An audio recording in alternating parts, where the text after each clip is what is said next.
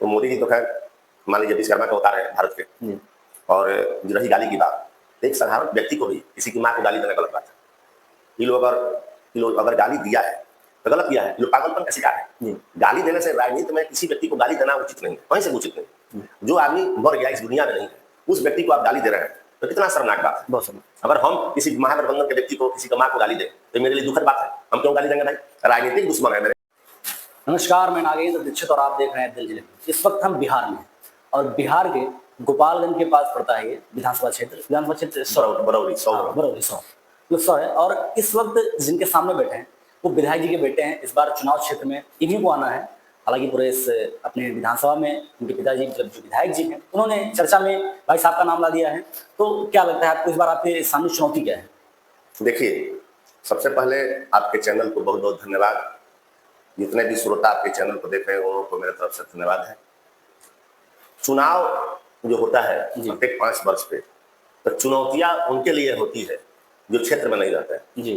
जो व्यक्ति लगातार 25-30 साल 40 साल 50 साल से जो परिवार अपने विधानसभा को घर परिवार जैसा समझता है, उसके लिए राजनीति में चुनाव लड़ना कोई चुनौती नहीं है जी। ये समझा। लेकिन फिर भी आपके इस बार देखिए बीजेपी से विधायक हैं आप, और बीजेपी पे कई ज्यादा आरोप लग चुके हैं। जैसे वोट चोरी हुआ, एक बड़ा मुद्दा पेश किया गया आपके सामने कि वोट चोरी का जिस प्रकार देश में माहौल बनाया गया है वोट चोरी का, तो वो आप पे आरोप लगे हैं। और आरोप से जो ये सिद्ध होता है कि इस बार कुछ ना कुछ कहीं ना कहीं कुछ गड़बड़ी जरूर आएगी। देखिए, वोट चोरी का जहाँ तक मामला है जी, जितने भी महागठबंधन के लोग हैं वही लोग ब्लेम कर रहे हैं कि भाई अपने यहाँ बिहार में वोट चोरी का काम चल रहा है। एक्चुअली होता क्या है कि बहुत जगह ऐसे बूथ हैं जहाँ दूसरे पंचायत का लोगों का नाम जोड़ा गया है जी बूथ पे। वो तो सरकारी बीएलओ के द्वारा जांच पड़ताल करके यह काम किया जा रहा है कि नए वोटर, पुराने वोटर, जिस जगह कोई भी व्यक्ति हो, वो किसी भी दल से रिलेटेड हो, उसका काम है कि एक जगह ही मतदान करे जी। तो विरोधियों का काम है कितना अच्छा आप काम कीजिएगा तो आपके विरोध में वो लोग काम करेंगे। ऐसा वोट चोरी का कोई मामला है नहीं। मान लीजिए कि मेरे परिवार का कोई व्यक्ति महाराष्ट्र में रहता हो, कोई व्यक्ति दुबई में बस गया हो, कोई विदेश में रहता हो और उसका नाम यहाँ चल रहा है वोटर में, अगर उसका नाम कट जाएगा तो जायज होगा। कोई वोट चोरी का मामला है नहीं। तो यहाँ जितने भी विरोधी लोग हैं या जो भी व्यक्ति हैं जिनका नाम, जो बाहर में रहते हैं और उनका नाम कट रहा है, तो वो लोग को मरमरी हो रहा है जी। उसी का बहाना बनाकर आपके महागठबंधन के नेता लोग घूम रहे हैं बिहार में। आपको भी काफी मिला होगा देखने के लिए। ऐसा कुछ है नहीं। विरोधियों का काम है दुष्प्रचार करना। आज नरेंद्र भाई मोदी के नेतृत्व में और बिहार में माननीय नीतीश कुमार जो बिहार के मुख्यमंत्री हैं, जो विकास पुरुष के नाम से जाने जाते हैं, उनके नेतृत्व में यहाँ बिहार का चुनाव होने जा रहा है। और बिहार में कितना विकास हुआ है सभी लोग जानते हैं। भाई बिहार में आप देखिए 400 जो मिल रहा था वृद्धा पेंशन, आपको विकलांग पेंशन, सारे को बढ़ाकर 1100 कर दिया गया। उसके बाद 125 यूनिट बिजली फ्री कर दिया गया।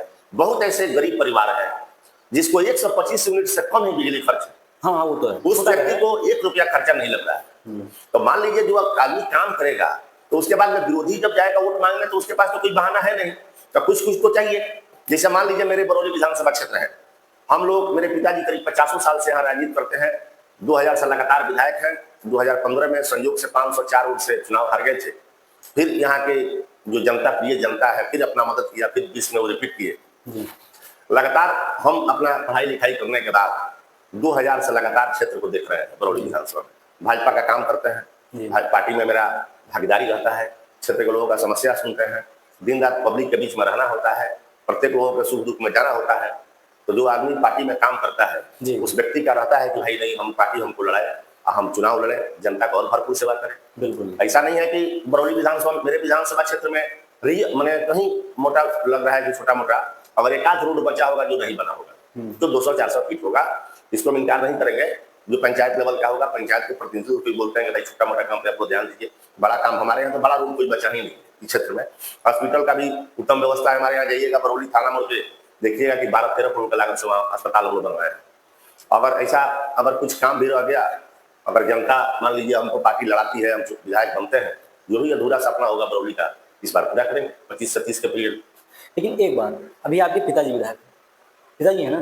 पिताजी है। हाँ, तो पिताजी हैं, तो मतलब ये निर्णय पिताजी का है कि आपको लड़ाएंगे या फिर आपका निर्णय है? नहीं, पिताजी हमारे बोले हैं कि भाई अगर वो आदमी काम करता है, मेहनती है, तो उसको चुनाव लड़ना चाहिए। ऐसा थोड़ा है कि मेरे पिताजी इच्छा के खिलाफ हम पिताजी की इच्छा के खिलाफ काम करेंगे। जब पिताजी के साथ हम शुरू से काम कर रहे हैं तो उनके इच्छा से ना काम करेंगे हम, बिल्कुल बिल्कुल। और पार्टी की इच्छा से काम करेंगे। जी।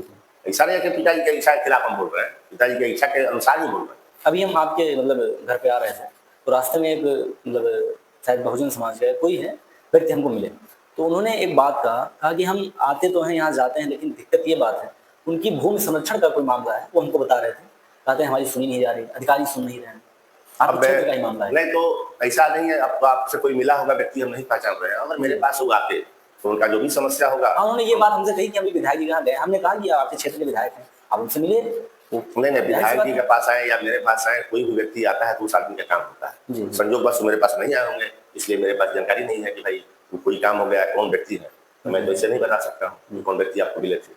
लेकिन एक बात जो बड़ा मुद्दा है इस टाइम बेरोजगारी का, जो युवा है युवा यहाँ से पलायन कर रहा है। आप देखिए चंडीगढ़, पंजाब, महाराष्ट्र, जो भी बड़े शहर है, औद्योगिक शहर है, वहाँ पे यहाँ बिहार का युवा जा रहा है, लेकिन उसके लिए कोई विशेष काम यहाँ पे। देखिए, रोजगार करने का जहाँ तक बात है, ऐसा नहीं है कि बिहार में रोजगार नहीं, बिहार में रोजगार नहीं है। आप जाके देखिए जितने भी व्यवसायी समाज के लोग हैं, वो लोग कहाँ से स्पेशल रोजगार लेकर आते हैं, वो अपना रोजगार खोज लेते हैं। जिस व्यक्ति को कोई काम नहीं करना हो, मान लीजिए बेरोजगार रहना हो, उसको बैठ के खाने का आदत हो, तो ऐसा लोग बोलेंगे कि भाई हम बेरोजगार हैं। जिसको काम करना है, बिजनेस करना है, व्यापार करना है, खेती करना है, या बहुत चीज है। हमारे यहाँ मान लीजिए दूध शुगर फैक्ट्री है, गोपालगंज में चल रहा है, एक सिधोलिया में चल रहा है, गोपालगंज में चल रहा है। हमारा जो गोपालगंज जिला है कृषि प्रभावित क्षेत्र है, यहाँ किसानों का व्यवस्था ज्यादा है, यहाँ खेती लोग अच्छे तरह से करते हैं, गन्ना का उत्पादन करते हैं, खैनी का उत्पादन करते हैं, सब्जी का उत्पादन करते हैं। हमारे यहाँ तो ऐसा कुछ नहीं है, पढ़ने वाले पढ़ रहे हैं, हमारे यहाँ बेरोजगारी की समस्या दिखाई दे रहा है। विपक्षी दल है, जो महागठबंधन है, वो तो आरोप ये यही लगा रहे कि लोग पलायन कर रहे हैं, युवा जो यहाँ का है, युवा रोजगार ना पाके सिर्फ घूम रहा है। लालू यादव के राज में जी एक बात बताइए, लालू यादव को जो राज है यहाँ, इतना दिन 15 साल 20 साल रहा जी, उसके समय में जितना यहाँ बिहार में गुंडागर्दी था, हम भी पटना सिटी में पढ़ते थे, पटना में 7 बजे के बाद कोई लड़की रोड पर नहीं दिखाई देती थी, क्योंकि कोई मेरा अपहरण कर लेगा, गलत कर देगा, बोल देगा, जो भी कमेंट हो। हमारे गोपालगंज में जब गोपालगंज से लोग चलते थे अपने गांव जाने के लिए, तो छमही जगह पड़ता है जी। आप आए हैं बाहर से तो पता कीजिएगा, छमही के पास एक भड़कुनिया मोड़ है, भड़कुनिया के आगे चौड़ पड़ता है, वहां 10 गाड़ी 15 गाड़ी के लोग जब अरेंजमेंट कर लेते थे, एक जगह जमा कर लेते थे, एकत्रित कर लेते थे, तब लोग पूरब की तरफ बढ़ते थे।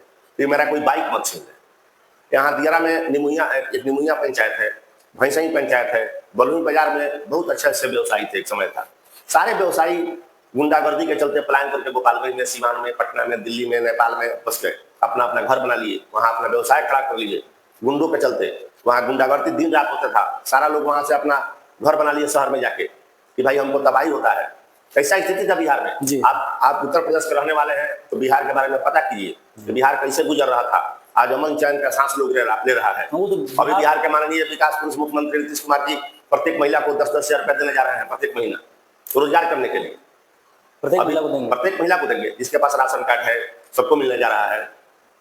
तो कहाँ सरकार पीछे काम कर रही है। महिलाओं की संख्या कितनी होगी आपके बिहार? मेरे विधान, अब तो पूरे बिहार में एक्चुअली हमको नहीं है पता कि कितने महिला की संख्या है। तो मैंने हमारे विधानसभा में पहले 3,14,000 मतदाता थे। अभी जो वोटर वाला काम हुआ है, वोटर वाला सुधार वाला, उसमें 47,000 नाम कटे हमारे। 47,000 नाम कटे। हाँ, पहले यहाँ 300 बूथ थे, 301, उसके बाद अभी बूथ बढ़ा है, मेरा 364 बूथ हो गया है। एक मिनट, आपके बूथ बढ़ गए, 364 हो गए, लेकिन आपके वोट क्यों कम हुए? जैसे वो वोट फिर कहाँ गए? देखिए, तो अभी हम बोले ना, एक एक आदमी का नाम 3-3 जगह था जी। अभी फिलहाल में नवादा पंचायत है, नवादा पंचायत में 170 नाम सरयानंद पंचायत का नाम जुटा हुआ था। सरयानंद का लोगों का नाम था नवादा पंचायत का नाम। अभी जब वोट का अति हुआ, काम हुआ, तो उसमें 170 नाम पड़ गए। वैसे वैसे बहुत पंचायत में है जो फर्जी है। कोई बैकुंठपुर का है, उसका बरौली में नाम आ गया, बरौली का बैकुंठपुर में चला गया, बैकुंठपुर का गोपालगंज में चला गया। तो इसीलिए ना बेचैनी है। फर्जी वोटर का जब नाम कटा है तब विरोधी लोग तो फर्जी वोटर के बल पर राजनीति करते हैं। अब हमारे यहाँ जो चुनाव लड़ता है वो 5 साल में किसी से पूछिएगा तो व्यक्ति नहीं आता है। यहाँ राजद का कोई नेता नहीं जो 5 साल लगातार पब्लिक का काम करे।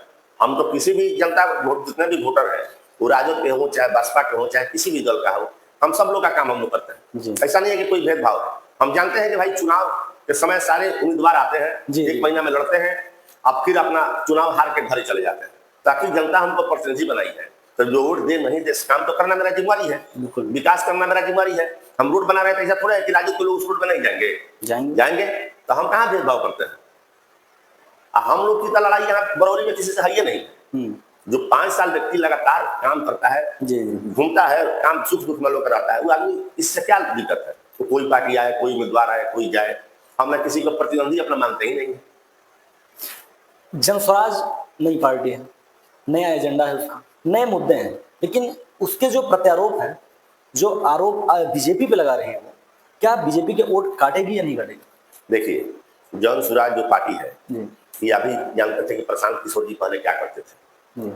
पहले बड़े बड़े नेता का काम करते थे, अब उनको खुद नेता बनना है। तो पहले वो अपने प्रतिनिधि बने, जनता का दुख दर्द समझे। जब प्रतिनिधि बनेंगे तो अब अपने क्षेत्र का दुख दर्द समझेंगे कि जनता का कितना समस्या है।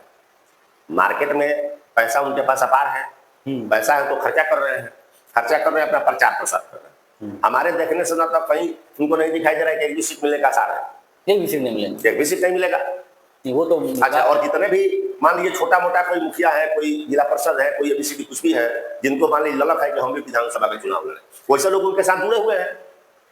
अरे भाई, एक विधानसभा क्षेत्र में 5 गो जिला परिषद होता है, एक विधानसभा क्षेत्र में 35 को 40 को मुखिया लोग होते हैं।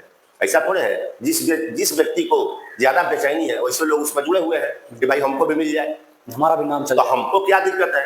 बढ़िया है, सब लोगों को आजमाना चाहिए जनता का काम भाई, तब ना पता चला जाए कौन आदमी कितना पानी में है। बिल्कुल बिल्कुल। लेकिन एक बात, अभी मोदी जी की मां को गाली, महागठबंधन रैली में जिस प्रकार एक प्रधानमंत्री को गाली दी जा रही है, तो क्या ये देश के लिए अच्छा है या फिर एक राज्य के चुनाव के लिए अच्छा है?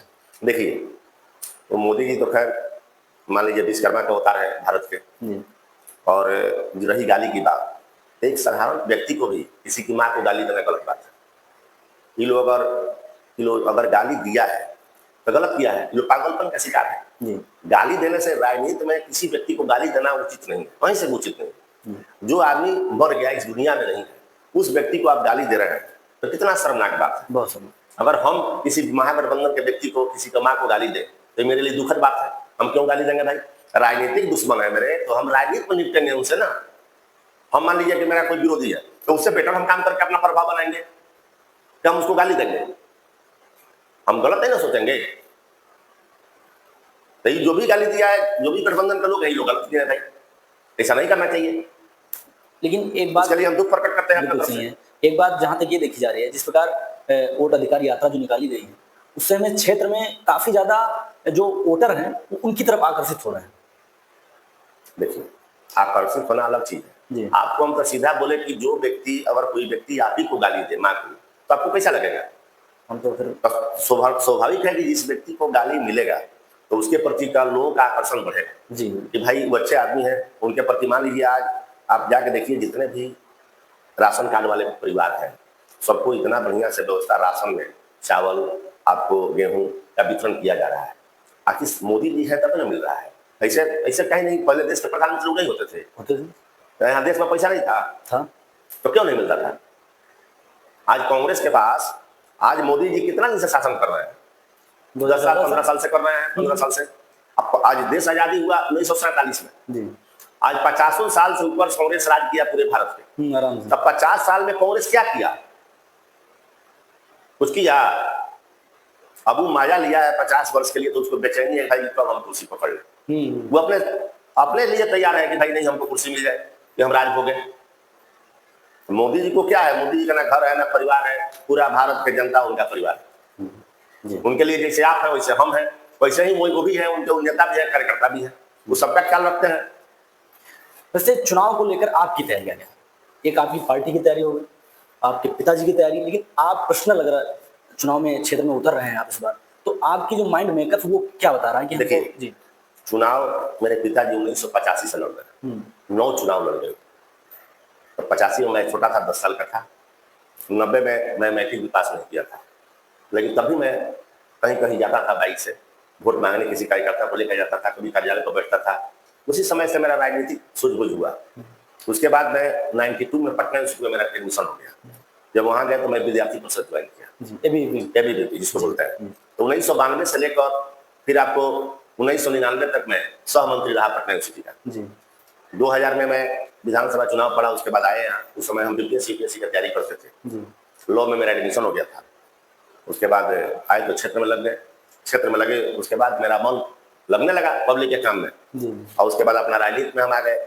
उसके बाद हमारे एक सीनियर थे संजीव चौरसिया जी, जिन्होंने मुझे विद्यार्थी परिषद ज्वाइन कराया था। जी अभी फिलहाल दीघा विधानसभा के विधायक भी हैं। जी उन्हीं जब वो युवा मोर्चा के अध्यक्ष बने प्रदेश में, तब मैं उनके कार्य समिति में चला गया, युवा मोर्चा के कार्य समिति। जी उसके बाद लगातार पार्टी के काम करते रहा। अभी अपने बरौली विधानसभा के हम BLO 1 भी हैं जी और राज्य परिषद के सदस्य भी हैं बरौली विधानसभा से। जी पार्टी हमको जिम्मेवारी दिया, मैं जिम्मेवारी का अपना सही ढंग से निर्वहन करता हूँ। पार्टी का जो भी कार्यक्रम होता है अपने देख रेख में करते हैं, और लगातार 25 साल से पिताजी का सब चुनाव का मॉनिटरिंग हम खुद करते हैं। मतलब देखभाल सारी आप ही करते टोटल चीज तो हमको न चुनाव लड़ने को सीखना है न लड़ाने को सिखाना है। जी हम सारे चीज हमको अनुभव है। बहुत जो हमारे अभिभावक लोग हैं विधानसभा में, सब लोगों का मार्गदर्शन हमको मिलता है। और जितने भी युवा साथी हैं, जो छोटा भाई हो या बड़ा भाई हो या जो गार्जियन है, सब लोग का सहयोग मेरे साथ रहता है। इस बार सिर्फ पैर आपको रखना है। इस बार मान लीजिए कि मैं अपना इच्छा जाहिर किया, पिताजी हमको बोले कि भाई तुमको लड़ना है तो तुम लोग। 2020 के बाद हमें 24 घंटा सेवा में लग गया कि भाई जितना हमसे हो हम काम करें। तो 25 के लिए हम खुद तैयारी में रहते हैं। हमको कुछ सीखना नहीं है। नए लोग जो राजनीति में आते हैं वो लोग सीखते हैं कि भाई कैसे चुनाव लड़ा जाता है।